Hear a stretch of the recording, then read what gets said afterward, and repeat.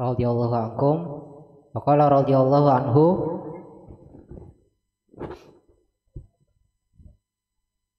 wafatu ummihi wa hadanatuhu. Wafatnya ibunda Nabi sallallahu alaihi wasallam dan pengasuhan beliau setelah wafatnya ibunda beliau. Tuwfiyat ummuhu sallallahu alaihi wasallam wa huwa fis sadisah min umrihi wa hiya raji'atun minal Madinah. Diwafatkan ibunda Nabi sallallahu alaihi wasallam ketika beliau sallallahu alaihi wasallam berumur 6 tahun. Di sebagian riwayat disebutkan 6 tahun 3 bulan 10 hari. Ibunda beliau wafat ketika kembali daripada kota Madinah dalam rangka berziarah ke keluarga orang tua atau bapak dari Nabi sallallahu alaihi wasallam, sekalian juga berziarah ke makam bapak Nabi yaitu Sayyidina Abdullah bin Abdul Muttalib. Setelah melakukan perjalanan dari kota Mekah, nah sebelumnya Nabi sallallahu alaihi wasallam setelah disusui oleh ibunda beliau sendiri, kemudian sekitar beberapa hari disusui oleh Suwaibatul Aslamiyah. Disebutkan hari kelima itu Suwaibatul Aslamiyah lah yang menyusui Nabi sallallahu alaihi wasallam ketika masih bayi. Kemudian manakala datang daripada kabilah Bani Sa'ad dari kampung menuju kota Makkah Al-Mukarramah dalam rangka mencari anak-anak yang bisa mereka susui untuk menarik upahan sebagai tambahan penghasilan mereka.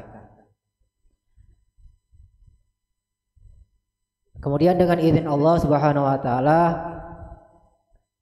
akhirnya yang mendapatkan baginda sallallahu alaihi wasallam adalah Halimatus Sa'diyah,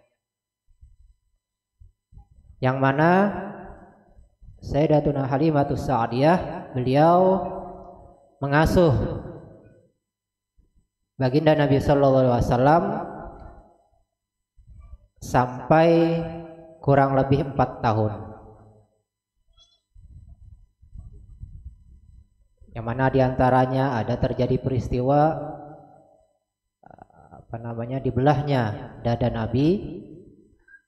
Kemudian ada juga peristiwa yang akhirnya mendorong kepada Halimatus Sa'diyah untuk mengembalikan baginda Nabi kepada ibu beliau, yang mana ketika itu ada beberapa orang daripada Yahudi, mereka mengincar Nabi sallallahu alaihi wasallam untuk diculik. Sehingga khawatirlah Halimatus Sa'diyah, sehingga beliau akhirnya manakala Nabi sallallahu alaihi wasallam berusia 4 tahun, maka dikembalikanlah ke kota Mekah kepada asuhan ibunda Nabi sallallahu alaihi wasallam. Nah, kemudian 2 tahun kemudian Sayyidatuna Aminah bintu Wahbin beliau membawa anaknya yaitu Nabi sallallahu alaihi wasallam dan beserta mereka berdua, ada sebagian riwayat menyebutkan bertiga dengan kakek Nabi yaitu Abdul Muttalib. Dan sebahagian riwayat juga menyebutkan orang yang ketiga bukan kakek beliau Abdul Muthalib, melainkan Ummu Aiman. Sudah kita sebutkan sebelumnya, Ummu Aiman adalah asalnya seorang budak dari Habasyah. Kemudian manakala sampai di tangan Sayyidina Abdullah bin Abdul Muthalib, kemudian dimerdekakan, dan beliau dengan setia, Ummu Aiman ini menyertai orang tua Nabi sampai Nabi SAW tumbuh dewasa. Nah, akhirnya berangkatlah ibu dan Nabi beserta Nabi SAW beserta Ummu Aiman atau Abdul Muthalib menurut sebagian riwayat menuju kota Madinah. Kemudian manakala menghendaki kembali ke kota Mekah, tiba-tiba di pertengahan jalan ibu dan Nabi SAW mengalami sakit. Kemudian akhirnya wafat di daerah Abwa namanya.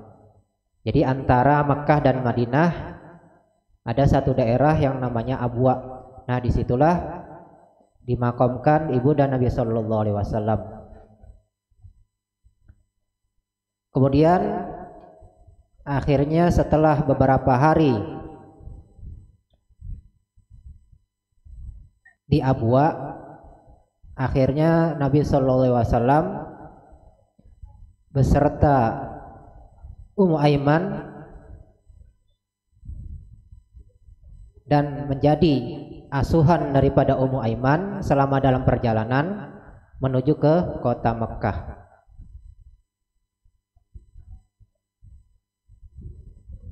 Nah, sehingga Ummu Aiman ini akhirnya tolong anak-anak yang ini ditaruh di luar saja. Mereka kumpulnya di luar. Tolong yang anak-anak, nah tuh kan berisik dia tambah. Ayo ada yang berdiri, yang dewasa, jangan denger nonton aja. Ayo ada yang ngatur. Ayo pindah ke belakang aja. Kalau mau berisik ribut di belakang, jangan di dalam sini. Ayo berdiri. Ayo kalau pengen duduk di situ tetap jangan ngobrol. Ayo pindah keluar saja. Dan perhatikan yang di luar, jangan sampai tambah ribut mereka. Pisah-pisahkan aja duduknya.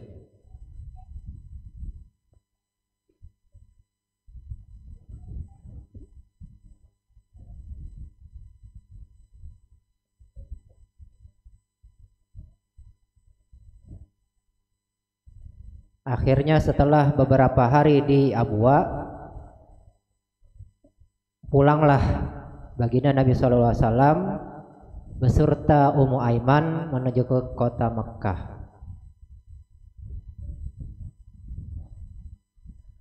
Akhirnya sampai di kota Mekah dan kemudian beliau berpindah asuhan kepada kakek beliau yaitu Sayyidina Abdul Muthalib. Sehingga di sini kesimpulan yang perlu kita garis bawahi, yang perlu kita ingat, yang perlu kita catat, bahwasanya Nabi Sallallahu Alaihi Wasallam ditinggalkan oleh kedua orang tuanya selagi beliau masih kecil. Bahkan disebutkan bapak beliau wafat ketika Nabi Sallallahu Alaihi Wasallam masih di dalam perut ibunya. Sehingga mulai itulah beliau berstatus sebagai yatim. Kemudian ketika beliau berumur 6 tahun plus 3 bulan ditambah 10 hari, beliau ditinggal oleh ibunda beliau. Nah, sehingga mulai itu beliau sudah tidak mempunyai kedua orang tua. Nah, itu catatan pertama. Kemudian catatan yang kedua, bahwasanya Sayyiduna Abdullah atau bapak daripada Nabi Shallallahu Alaihi Wasallam itu dimakamkan di Madinah. Sedangkan ibunda Nabi Shallallahu Alaihi Wasallam itu diwafatkan atau dimakamkan di Abwa. Kemudian catatan yang ketiga,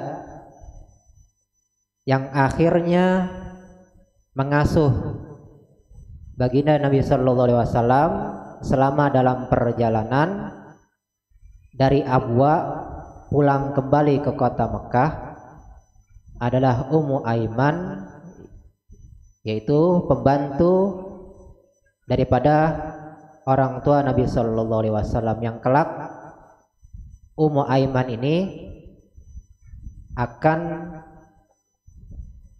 dinikahkan atau bernikah dengan Zaid bin Harithah, yang mana Zaid bin Harithah ini adalah salah seorang yang menjadi kesenangan Nabi. Nah, sehingga Ummu Aiman ini sangat mendapatkan berkah daripada kehidupan beliau sejak beliau dalam keluarga Abdullah sampai kepada keluarga Nabi Shallallahu Alaihi Wasallam, yang mana akhirnya beliau masuk Islam dan dinikahkan dengan Zaid bin Harithah, yang kemudian beliau termasuk salah satu daripada orang atau perempuan yang pernah menyusui baginda Shallallahu Alaihi Wasallam.